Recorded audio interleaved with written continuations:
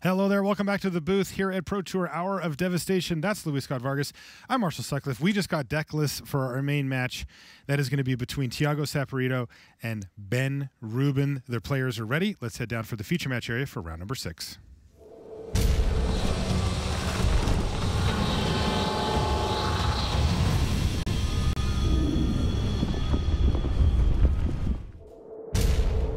Hello and welcome to coverage of Pro Tour Hour of Devastation. I'm Marshall Sutcliffe in the booth with Luis Scott Vargas, and we are ready for round 6 action where we have Thiago Saporito from Brazil. He plays for Team Dex Army. Take a look at Thiago there. 4-1. He's playing mono black zombies. On the other side of the table, he's facing a Hall of Famer here, Luis, from the United States, Ben Rubin, playing for Team D3 Go. Also 4-1, but he's playing a much different deck. Ben's on red-green ramp. Yeah, red-green ramp is kind of a new deck thanks to Hour of Promise. That's one of the big additions from Hour of Devastation. Just being able to ramp 2 lands, any lands you want, and if you have enough deserts, which you frequently do, getting 2 zombies out of the deal, well, that does exactly what the ramp deck wants. It accelerates its mana while putting some blockers in the way and actually can act as a finisher in the cases where you need one. Okay, well, we're off to a start here, and a quick one for Thiago Saporito as well. Well, he quickly didn't play a land on turn 2, so... Yes, I noticed that. So he's got 2 1-drops, but no second land here. Possible that he has a third 1-drop in hand and can maybe get going with the Crypt Breaker. Let's see what he's got. Well, no, he's getting in there.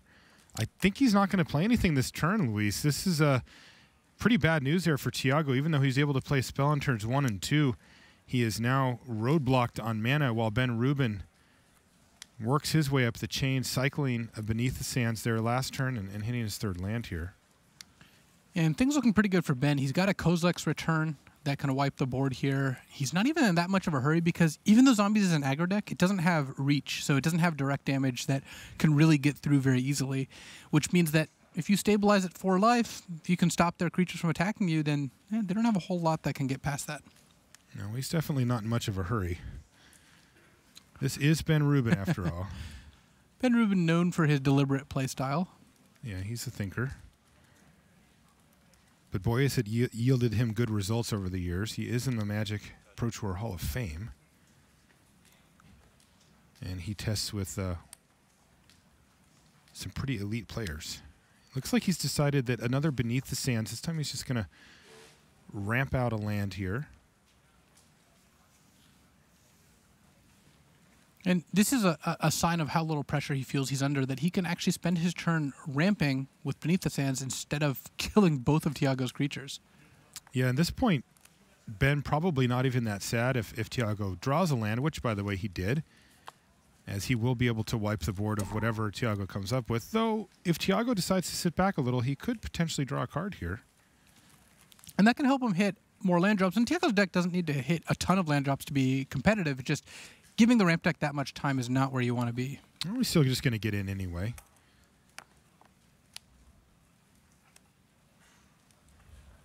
All right, and land number 2 there for Thiago Saporito is going to unlock a bunch of more options for him. And so, interesting note, you know, we saw this a lot at the last Pro Tour as well. Do you use Crypt Breaker or do you attack? Do you use Crypt Breaker or you attack? And in this case, right, Thiago chose to deal an additional 3 points of damage rather than draw an extra card.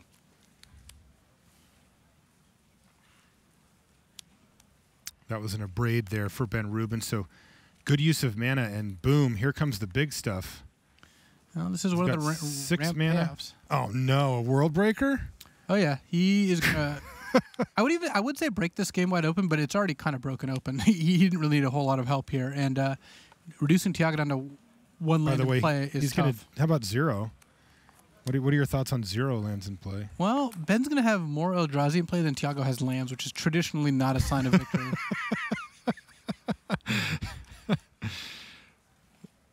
Masterful understatement there, because here we go.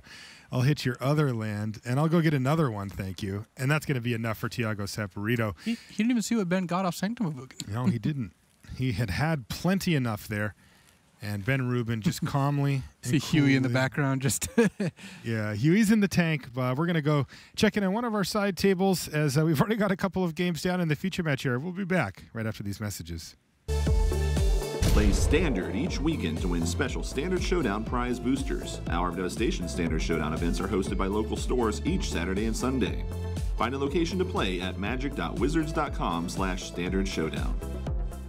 Represent your country at the World Magic Cup at national events. This September, you can compete against your country's best players for the title of national champion. You need Planeswalker points to participate, so keep playing in local events to qualify. Learn about qualifying for nationals at magic.wizards.com/nationals.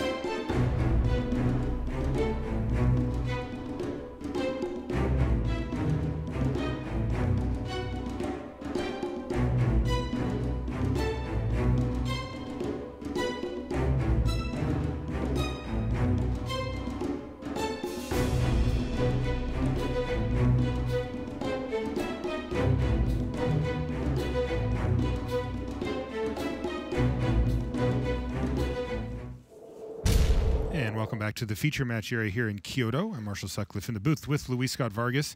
We're in round 6. And let's take a look at our back table there where we've got Jelger Wiegersma. He's playing against Craig Krempels. Craig's the one on the right. He's running Mardu vehicles in this tournament.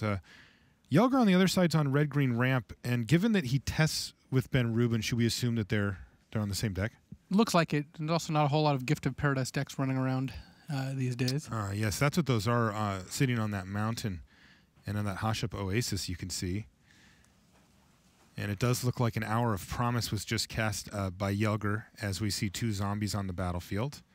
And maybe some Sanctum of Ugins over there that he searched up.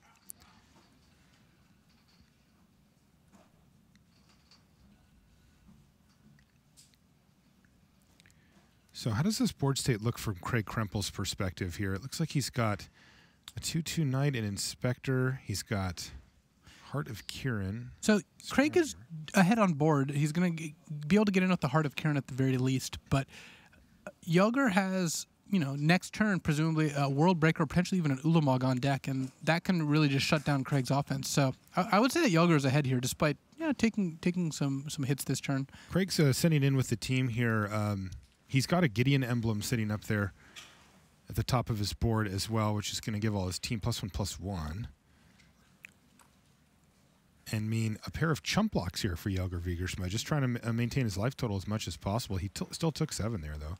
And Jelger also has an Hour of Devastation ready to go. Oh, boy. Scavenger Grounds, of course, being the third desert, is hiding in between the Sanctum and the Shrine. He just pulled it out front for us. Oh, that's very kind of him.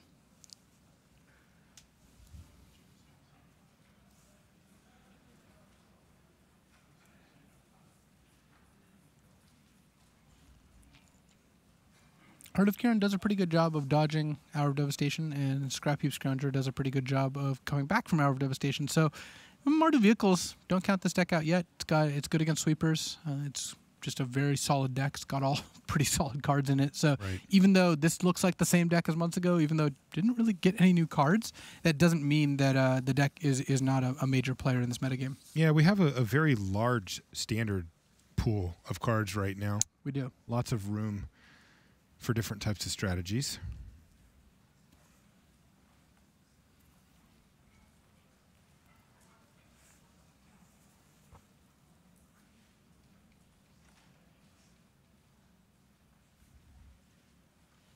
So you're deciding how best to try to stabilize here. Getting them does help quite a bit. It actually does put Craig in a place where he can potentially threaten lethal next turn, even through a World Breaker. Why don't we jump back over to our front table here where we've got Ben Rubin and Thiago Saporito. They have finished, and that one seems to be moving at a pretty slow pace, and we've got kind of a similar matchup on our first table anyway, with Red Green Ramp versus an aggressive deck. In this case, though, it is zombies. All right, let's see what's going on here. Another Dread Wanderer kick things off here for Thiago. So similar start to last time. Pretty ideal for him, but he's really going to hope to hit that second land. Let's see. Does Ben have anything? He has a Magma Spray, which is a very nice place to be against zombies. And he's going to go ahead and use it here, especially on Dread Wanderer. Multiple cards in Thiago's deck can come back from the graveyard as they are zombies, and that's kind of a thematic thing with zombies. So Thiago kept a hand without a 2-drop. He's got no play on turn 2. Nothing. And that is a pretty good side for Ben. Ooh, Omid Eternal here, though. A 5/5 for Thiago. And that is pretty nice against red decks. Fairly resilient to burn spells, and something that Ben's going to have a hard time dealing with here. That's right. Every time it hits Ben, he gets to remove all the counters that are on it. So as it sits, it would act as a 4/4 for 3 mana. It's pretty good. It's also got Afflict 3 in case Ben ever gets the idea of chump blocking it. And you can see he's just taking the turn off here. So Thiago very likely to be able to get in here for the 4 and then remove the counters and make it into a 5/5 again and kind of start that over. Now, the ramp deck, though, can get to the point where they can cast multiple spells in a turn and maybe knock that Omid Eternal down a bit. Yeah, what Ben's going to need to do is maybe play a spell into something like an Abrade.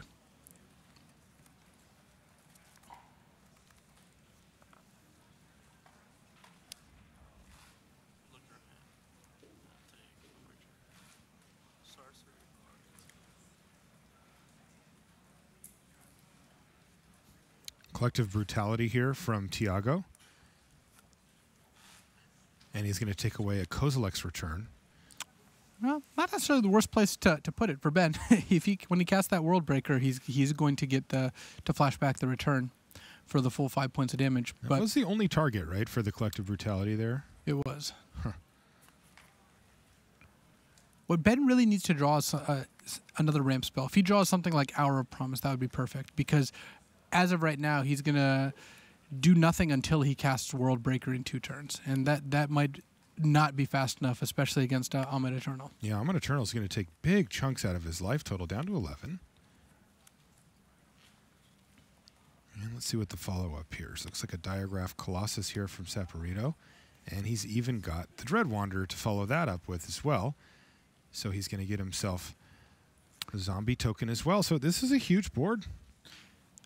Though, unfortunately for Thiago, Ben just drew Hour of Devastation. Oh, what a draw. That is exactly going to bridge the gap between this turn and being able to cast World Breaker next turn. So it actually gives Ben almost insurmountable advantage, because next turn he's going to be able to play World Breaker, and if he wants to, use Kozilek's Return. Yeah, it really limits what Thiago's able to do here, as Ben Rubin now going to be able to kill a land and kill the Lord of the Accursed. And Ben's even in a position of luxury where he can choose to World Breaker and not Kozilek's Return, because he's got another World Breaker in hand. At which point, he's able to make it so Thiago can't even add to the board next turn without getting his board wiped. And I suspect that's what Ben's thinking about right now.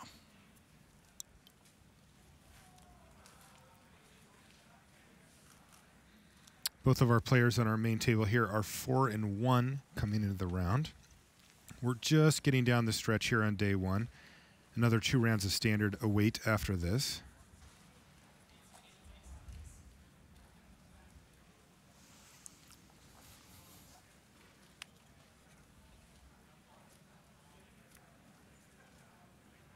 And I suspect Ben's not going to flash back the return here. Yeah, you were right. He didn't do that. I mean, he's only facing down a grand total of 2 power at the moment with no evasion, and he's got a 5/7. All right, I spoke a little too soon. There's Never to Return. He's going to cast Never to kill the World Breaker, and there's 2 damage coming in. It's a little annoying for Ben that Never to Return has the Aftermath version of Never and is able to eat Kozilek's Return or World Breaker from the graveyard. That's right. Now, Thiago can't do that this turn. He's going to have to wait till next turn, so Ben will be able to plan accordingly, but he can't get both of those cards. So let's see what he decides to do.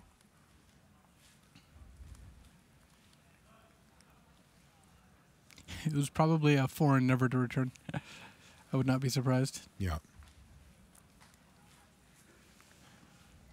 And because Ben hasn't drawn any Sanctums of Ugin, he's actually kind of out of gas after the second World Breaker. But I just said second World Breaker, right. So that means that he was not in a bad position to start with.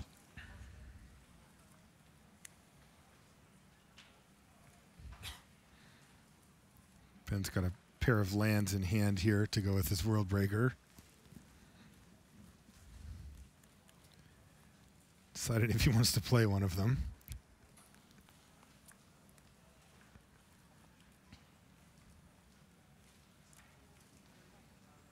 Ben can't see the forest for the trees here. Maybe he's trying to decide which one to play.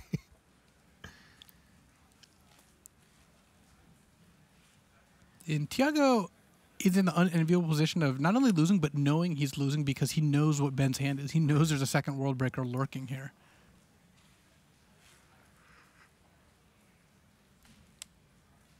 There's World Breaker, and Ben is going to this time cast Kozilek's Return. Oh, did he not do it as trigger? He did not get his trigger to kill a swamp, which is a play he can make. Yeah, that was kind of strange. Not really what he wants to do, but, you know, it happens. That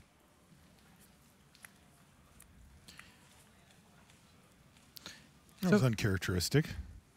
It was, though. Ben drawing 4 land in a row now means that he drew Hour of Devastation. That was a fantastic draw, and that was what put him into this game. But drawing all these lands in a row means he's actually not in particularly dominant position anymore. He's got a World Breaker. He's got tons of mana. There's tons of draws he can make. But right now, he's not even in an advantageous race against that zombie token. So I would say Ben has a slight advantage here, but if Thiago draws another removal spell or just another creature, then Ben is not loving his position anymore. Yeah, now, of course, Ben has the better top decks of the two as he has access to just huge game-swinging, powerful spells, but he does need to find one. Whereas Thiago's deck is going to be more threat-dense, and here we go. That's a nice one. A huge Diagraph Colossus here for Thiago Saporito. Well, 6/6.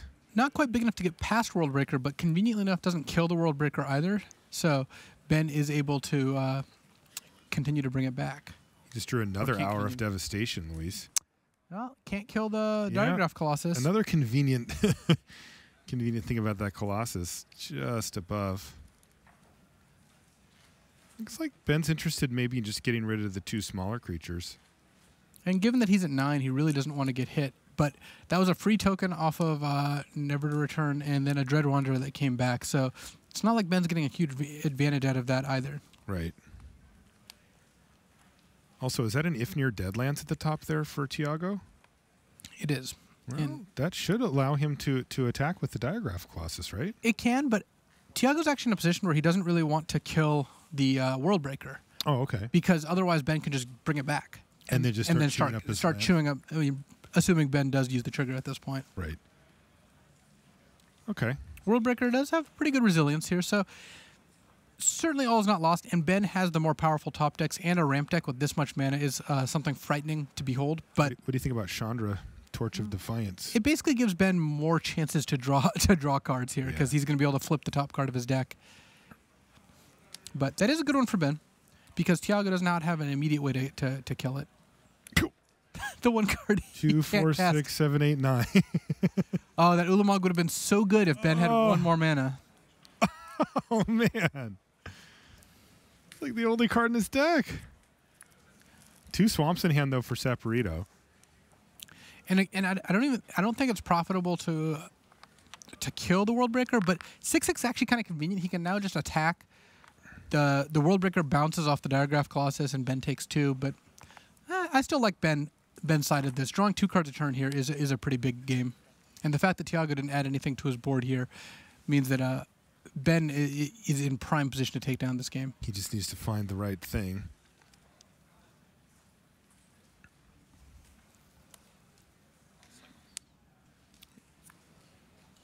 He's going to cycle away beneath the sands. Got to find out what's beneath the sands, you know. Indeed. Well, another hour of devastation.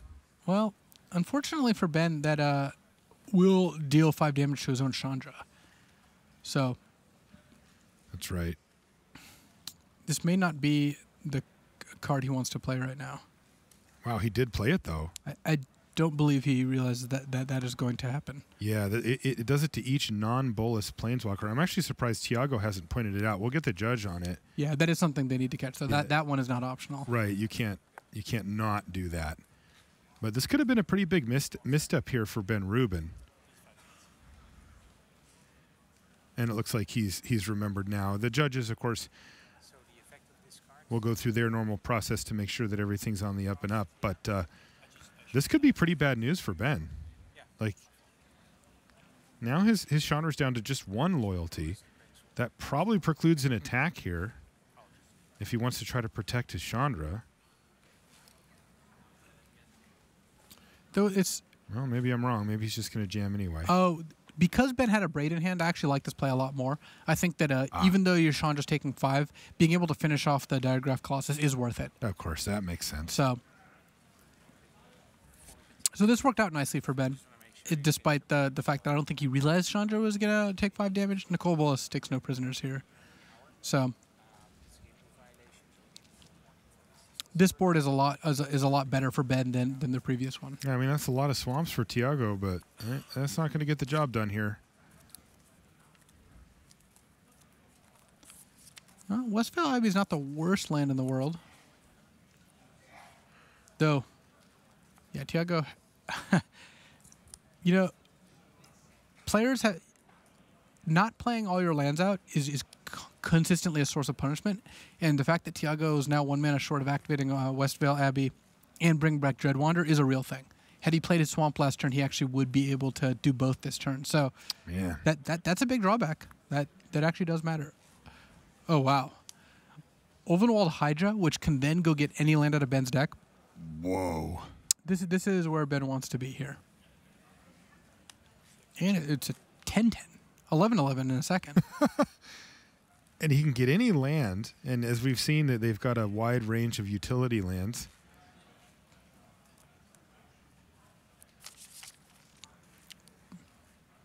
Been looking at a Ramanop Ruins potentially.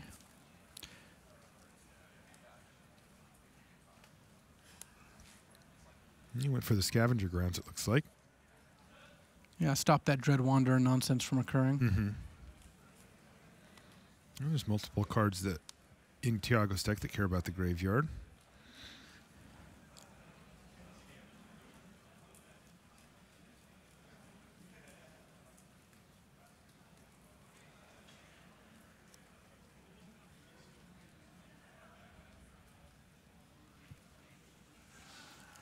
Ben deciding what the punishment is if he attacks versus what the upside is of dealing extra 5 damage.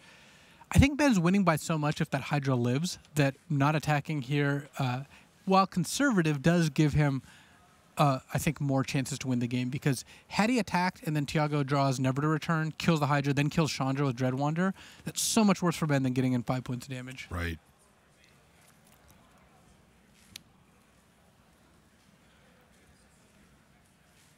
Thiago's going to play the Westvale Abbey now. A couple of lands in hand for Rubin, but as we've noted, he's significantly ahead on board. He's also going to play the land, get that Hydra a little bigger.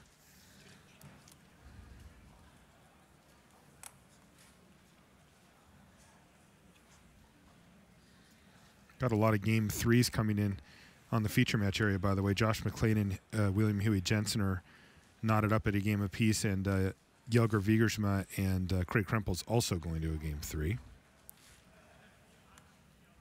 You can see Jensen in the background there. Questing for puzzles as he does. Yeah. Well, he's been questing for trophies and finding them of late. That is a murder. So Thiago did in fact draw the removal spell. Okay. Well, that'll help. And now because of that Chandra being at 3, Westvale Abbey can actually pick off Chandra thanks to Dread Wander. So wow, that's a big change. Though, and Ben, because he got Scavenger Grounds instead of Ramanop Ruins, he's actually not threatening lethal next turn for Thiago. So get him to 1. So this has changed the game a significant amount. Of course, now he has to use Westvale Abbey. He does in fact fall to 5. So true. So he's kind of all in on Westvale Abbey as a chump blocker. He's going to use the token he had last turn to kill Chandra, but now he needs some way to block. And he looks like he's got a couple here. Oh, there's the Ramanop Ruins. Yep. But Ben's only got 7 life himself. That's right. And attacking into Relentless Dead, not usually a recipe for success.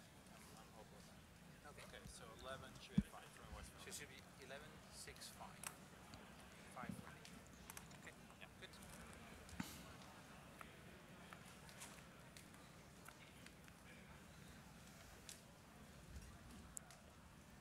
So if Ben attacks here, I don't think that works out well for him. If he doesn't attack, next turn he can block Dread Wanderer, take 4, falling to 3.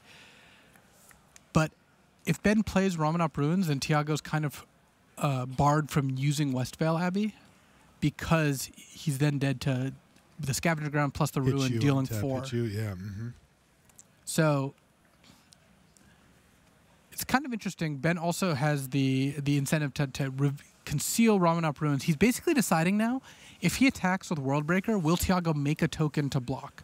Because if he does, then Ben can play Ruins, pass, and threaten to win over the next turn cycle. If Ben blocks with Relentless Dead, it's less good for if Thiago blocks, it's less good for Ben. So this is a kind of an intricate turn here.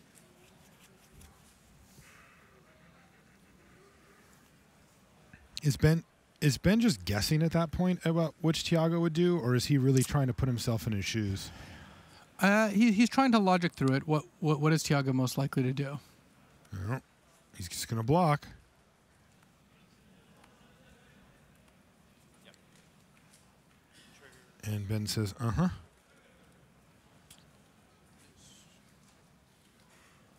And so that's going to force the Scavenger Grounds there from Ben Rubin.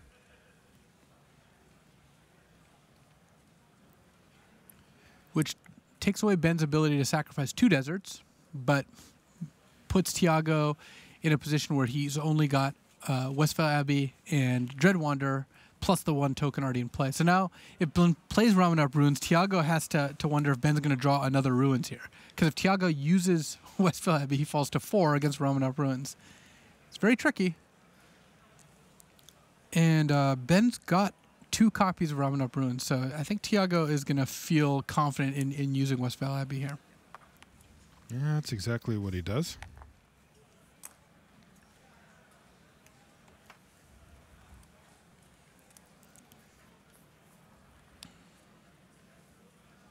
What did Thiago find? Ooh, Liliana's Mastering. looks like it. Making some room for some zombies. Has to be one of Thiago's best possible draws. Yeah, that's what it is. That's his 5. Uh-oh. So now... Is this one slipping away from Ben Rubin? Ben needs to draw a sweeper. If Ben draws a sweeper, if Ben draws Hour of Devastation, then he attacks for the win with Worldbreaker. If Ben draws another Ramanop Ruins, then he just... Well, he's going to fall down to 2 here, and he's going to need something pretty special off the top. Killing 2 zombies, very difficult for his deck outside of those sweepers. Is he considering using Ramanop Ruins in case he draws another one? If he drew another one, he has enough mana to use both. Okay. The question is, I think one reason to use it now is if he cycles into Ramanop Ruins. If he has like some turn involving like cycling. I guess Chandra can't really find it, but Sheltered Thickets and whatnot.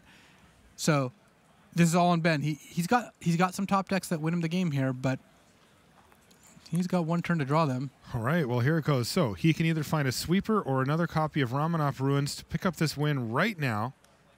It looks like What did he draw? Gift of Paradise.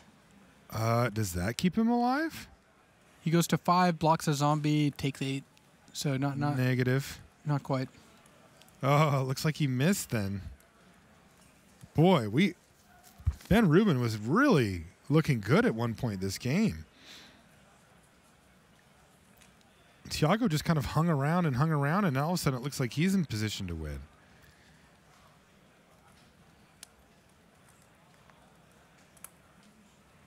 Well, Ben's going to put himself back up to 5 and say, "But I might have something. Don't attack me." But Thiago's just turning them all. Thiago's not going to buy that for a short second. Oh, no. Oh, another. Liliana's Mastery is just going to increase his board even further. And that's going to be game 2 going to Thiago Saporito, who really showed a lot of patience there, hung right in, and ended up finding the victory down the stretch here. Additionally, by way of update, William Huey Jensen has defeated Josh McLean 2-1 on our back table. You see him there. So Jensen's up to 5-1. Josh is going to be 4-2. Let's take a look at our back table. That was the Krempels versus Wiegersma match that we popped in on for a minute earlier. Now they're in game 3 here. Oh boy. Krempels looks like he's on the warpath. Once we get the camera up, you'll see I have a little bit of a preview here, but there you go. Well, a lot of permanence, Louise. Yeah, and Hour of Devastation, despite being a powerful sweeper, is going to put in exactly 2 3-bit inspectors into the graveyard. What in the world? Vehicles do dodge sweepers. This remains true. They do. Krempels is going to need to find, well, at least a land to be able to start activating these things. I don't know if he can cast some creatures. Ooh, 4 mana. Gideon. Oh boy. This is one of the few ways he can get both of his vehicles flying. Yeah, and the Heart of Kiran's second ability is very, very relevant here.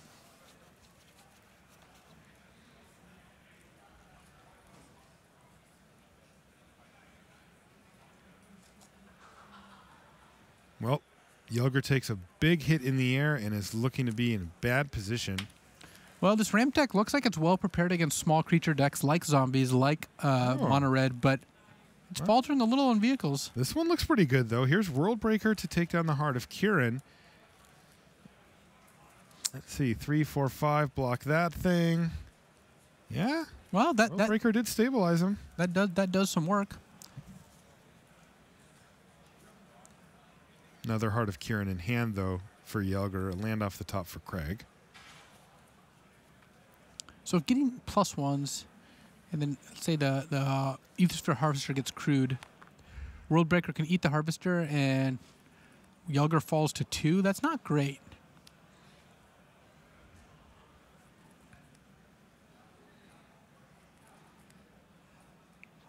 Krempels has another Gideon in hand, but that doesn't work out quite as well as you'd want. It's like, I just want Gideon in play for a second. I just want an emblem, and it's like, yeah, but you don't get to keep the new one for a second and then get the old one back. No, so you don't. In response, Veteran Motorist actually helps quite a bit though, because that means Aethersphere Harvester becomes a 4/6 when it's crewed, and that will let Craig get some good attacks in here. Right. It won't die to the Worldbreaker. It won't eat it or anything like that, but they'll just bounce off of each other, allowing Craig to keep on attacking.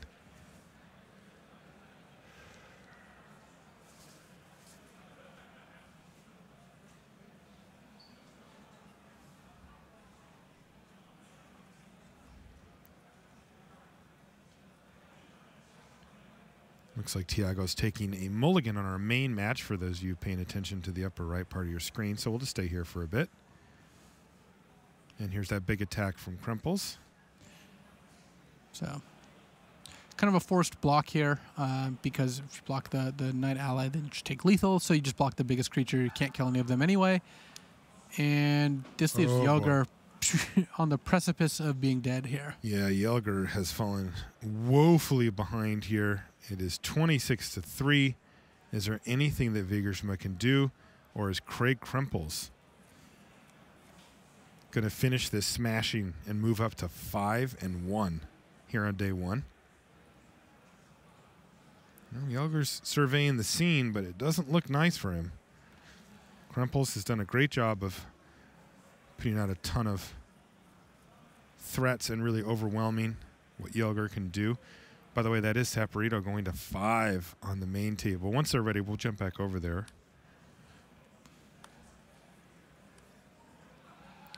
Gift of Paradise up to 6. I wouldn't have pegged Gift of Paradise as being a constructed powerhouse, and we'll see how this round goes to determine. The jury's still out on that one. Well, you're going to pick right now? Well, it just depends on how these two matches go. Okay. If BR and Jelger both win, obviously it's great. If they go 1-1, it's probably playable, and if they go 2, then it's not good. And it's terrible. All it's right. just data, you know? I like this theory crafting right here from the booth, right along with you at home.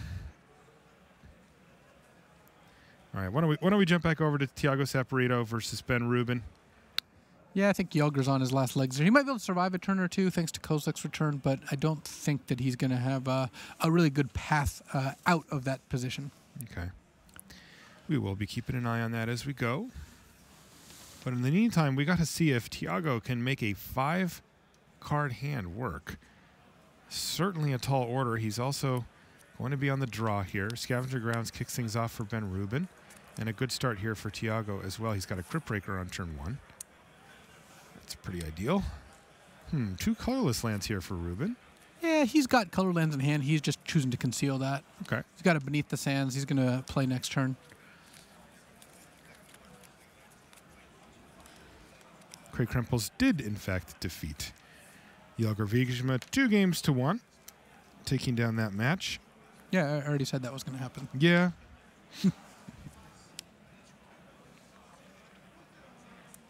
You were right.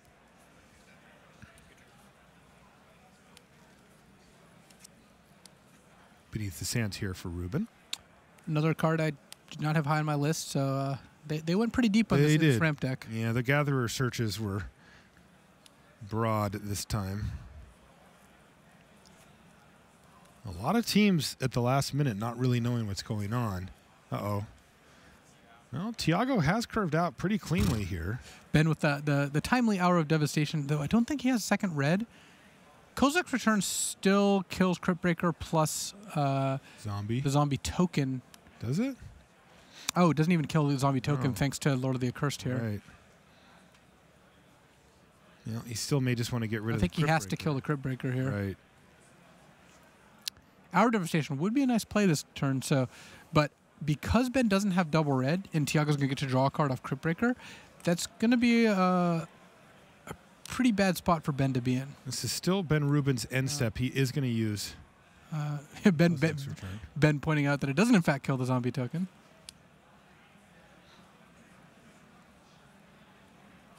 And a draw step, another land off the top there for Thiago, who's going to get in for 5, knocking Rubin down to 15. And yeah, he's going to need something pretty specific. There's an Omid Eternal. That's another big one. Not as specific as you might think. Mountain would do it. Yes. But unfortunately for Ben, he's a red mana short of casting Hour of Devastation and 1 mana short of any kind casting Ulvenwald Hydra. Right. I think he's just dead here. I mean, he does have a Magma Spray in hand. Does that get him anywhere? It does not. Wow. Ben needs an untapped red source, which 6-9. he doesn't have tons of right now. He's going to take 14? Is that right? 5, 5, 6, 7, 8, 9, 10, 11. Actually, it looks like the 12, full 15. 14. 14. It's 7, 11, 14. Puts Ben down to 1. Puts him to 1. He can actually cast Magma Spray to go to 2 instead if he wants to put a counter on Omid Eternal. But Hour of Devastation still would do the trick here because Omid Eternal would get a -1/-1 counter. Yeah, it would. All right. So swamp or die, or excuse me, mountain or die here And for Ben I think Rubin. it has to be actual mountain. Ramanop Ruins doesn't do the trick if Ben's at 1. So actually Ben, I think, wants to cast Magma Spray here So he can be at 2. so that Ramanop Ruins can actually tap for red mana because Game Trail is going to enter the battlefield tapped. Sheltered Thicket's going to enter the battlefield tapped.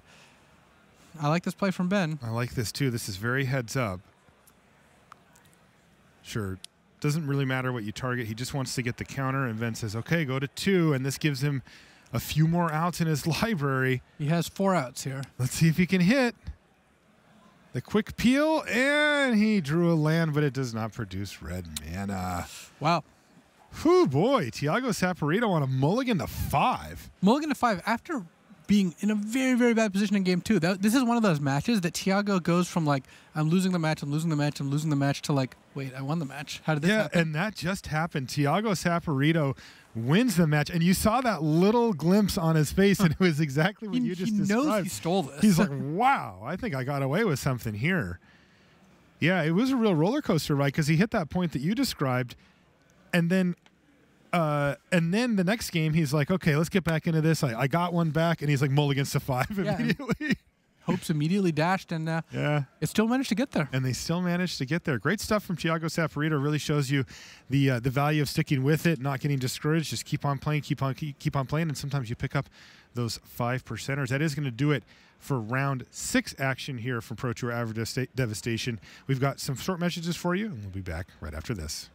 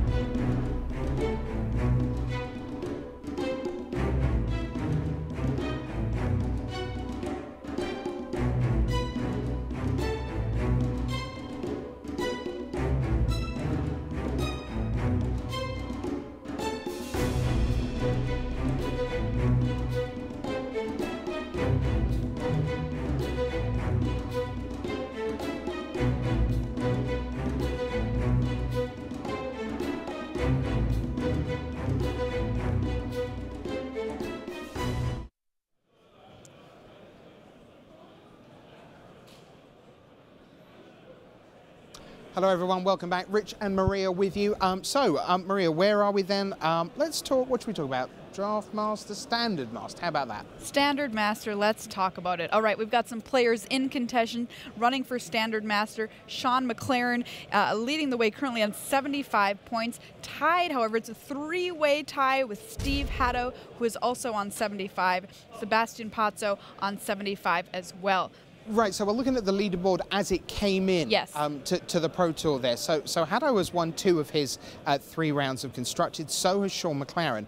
Pozzo, though, in order to get to the tie, 3-way tie at 75, perfect record in Standard. He's 3-0. Kelvin Chu is now up to 69 points, so he's won 2 of his 3. Yu Watanabe still playing right now. Li Shi-chan at 2-1. But now that we get to the back end of the day, Maria, things are starting to get, there's a guillotine coming. Walk us through all that. All right, so day 2 is on the minds of all the players out there, and Kelvin Chu has got to win his last 2 matches to make day 2 to still be in the running for Standard Master. Right, so although he's gone 2-1 in Standard, because he did badly in draft, he now must go from 2-4 to 4-4. So back-to-back wins, or Kelvin Chu misses the cut and won't be back tomorrow. Who else still needs wins? All right, Sean McLaren and Steve Hatto both each need to win one of their next 2 matches to come back for day 2. Right, and that's Hatto's at 3-3 overall. McLaren half a round ahead at 3-2-1, but that doesn't actually impact anything, because if he ended up the day at 3-4-1, that would not see him in. Which kind of means, although there's a 3-way tie, Sebastian Pozzo of Argentina is in the box seat, because at 4-2, he is in to day 2 for sure. All right, so those are the big 3 in Standard Master. Let's widen things out, though, and take a look at our overall scoreboard for you here at Pro Tour Hour of Devastation. And for the first time, we get to see everyone with a perfect record on a single screen. Maria. All right, let's take a look here. Louis Bachaud at 6-0. Yasuke Sasabe at 6-0 as well. Terayuya Kakume at 6-0. Paulo Vito Damaderosa, just a fantastic player, sitting at 6-0, as well as Tyler Schroeder at 6-0. Seth Manfield, Team Genesis, winning for his team, is currently in 2nd place, 6-0. And Sam Black, we saw his crazy draft at the start of the morning, starting things off quite nicely at 6-0 as well. So as we head then down, it's interesting to look at the teams that you see represented there. Kakume from Team Masashi, the leader in the Team Series race. Channel Fireball Ice for PVDDR. Genesis for Seth Manfield. Sam Black from Team Mutiny. But there aren't that many team players represented on our overall leaderboard. Now, to be fair, when we were looking at 3-0 players, it was even fewer at the top of the standings. So gradually, as the tournament works its way through, we expect to see more and more players there. But of course, there are some great players who aren't affiliated with the team. Craig Krempel sitting there at 5-1. He's a former US national champion, tremendous Magic player, and it's no surprise to see him in the mix. And some of the Japanese players who, again, aren't on a team, Shota Takao at 5-1. And Makis Matsoukas, Maria, is just really putting it to Ben Hull. Ben Hull 4-2, which is a fine record and could be enough for Rookie of the Year. But Makis Matsoukas really doing the business. He's at 5-1. And now, Ben Hull's result just comes up. Wow! 5-1. And who did he beat? Marcial Carvalho. Whoa, that could be Player of the Year and Rookie of the Year going at it. The rookie takes the Player of the Year leader. Wow, that's a great one. And that was a 2-0 win. So Hull back up to 5-1, tied with Makis Matsoukas for Rookie of the Year in terms of today. He has a big 7-point lead coming in. All right, let's talk some more about teams. Our own team captain is Brian David Marshall, and he's waiting for us to tell us all about the state of play in the team series. Thanks, Rich. Thanks, Maria. We are doing some team talk here, and we've been talking mostly about 5 specific teams. We're talking about the top 5 teams in the Pro Tour Team Series right now. Team Musashi, Team Genesis, MTG Mint Card, Lingering Souls, and Team Puzzle Quest. Team Eureka and Team Mutiny are just a little bit behind them, but let's take a look at where teams are going, who's still got players alive here for day 2 and the best record. And you see Genesis atop there at 22, 13, and 1, and Puzzle Quest right behind them at 22 and 14. And you know what? Puzzle Quest needs a great performance, but they also need kind of a weak performance from Team Genesis in order for them to pass. Again, if every player gets 3 pro points just for showing up. So, you know, if every single player on Team Puzzle Quest got 6 points, they would still not close the gap on Genesis. You know, again, it's a 21-point difference between Team Genesis in 2nd place and Team Puzzle Quest in 5th place. Let's take a look at the next page here, and you see, let's take a look at some of our other top teams. You see Musashi is there at 18 and 18, not having a great tournament necessarily, certainly not up to where they were at the last event, but 6 players still alive for day 2. Toria Kukamai, you know, really putting in his work at this event. He's 6-0, and you know, looking to, you know, add another big finish for the team. But they don't really need to do very much. Again, they are a full 25 points clear of Musashi. So I mean of Genesis. So that's they're even if they get past somehow, they're still going to be in 2nd place. Now let's take a look at how the individual teams are doing. There you see Musashi, really just an uncharacteristically, you know, day 1 start here. You have 3 players who are playing right now Elimination Magic over the next 2 rounds. Kentaro Yamamoto, Shota Yasoka, and Yuki Ichikawa all do not have a loss to give. 3 and 3 for Watanabe and Yukihiro, and then that 6-0 record though for Kukamai, you know, the best finish. Let's take a look now at Team Genesis and Seth Manfield chugging along here at 6-0, and you know, really just looking to put, you know, really put the nail in the coffin for MTG Mint Card and Puzzle Quest and all these teams that are chasing them. Brad Nelson 4 and 2. Everybody's got a loss to give here still to keep going. Thomas Hendricks, of course, new to the team. You see him there. Let's take a look at our next team. You see MTG Mint Card. Not a great showing from them. They're in 3rd place right now. Your best, Nam Sung Wook, though, you know, great job by Nam. You know, we talked to MTG Mint Card when we did the open house segments of the last Pro Tour, and MTG Mint Card was attempting to get Nam Sung Wook qualified for this Pro Tour. They just wanted to finish in the top 4 and get Nam Sung Wook here. And here you see 4-1-1 so far at this Pro Tour and his return to the Pro Tour. So great job by them and great job by him making the most of his opportunity. Let's take a look now at Lingering Souls. I could tell you, you see Travis Wu is going to be playing for his tournament life the next 2 rounds. He already has 4 losses. Ashraf Abu Omar, someone who's not played in the last 2 Pro Tours for the Team Series, they've gotten here without him playing, but here he is. He's 3 and 3. Donald Smith just continuing to have a tremendous season. He's 5 and 1. Great job by Donald Smith. And let's take a look at Puzzle Quest. This is the 5th team we've been really following, and you see 2 players at 5 and 1. John Finkel, William Jensen, your Grand Prix Kyoto semifinalist and your Grand Prix Kyoto champion at 5 and 1. 4 and 2 for Reed Duke, and then, you know, a couple of Owen Turnwald at 3 and 3, Paul Rietzel at 3 and 3, and Andrew Cuneo at 2 and 4. But you know, 2 5 and 1s. You know, if they can get 2 players into the top 8, really start to accumulate some points, maybe they can close some ground. But Seth Manfield 6 and 0. He's doing his best to make sure that he gets there as well. So you know, we'll see how it plays out. Right now, I would still say you're looking at Musashi and Genesis making it into the final 2 going into Boston. But again, a couple of deep runs into the top 8 from Puzzle Quest, from MTG Mint Card. Who knows? Thank you so much, BDM. Well, it's one of my favorite segments here at the news desk. It is once again time for a deck tech. This time we're going to see, I don't know, maybe somebody pretty special. The newest Hall of Fame member, Josh Utter-Leighton, with our very own Paul Cheon. And Josh Utter-Leighton playing a pretty cool deck, Teamer Ramp.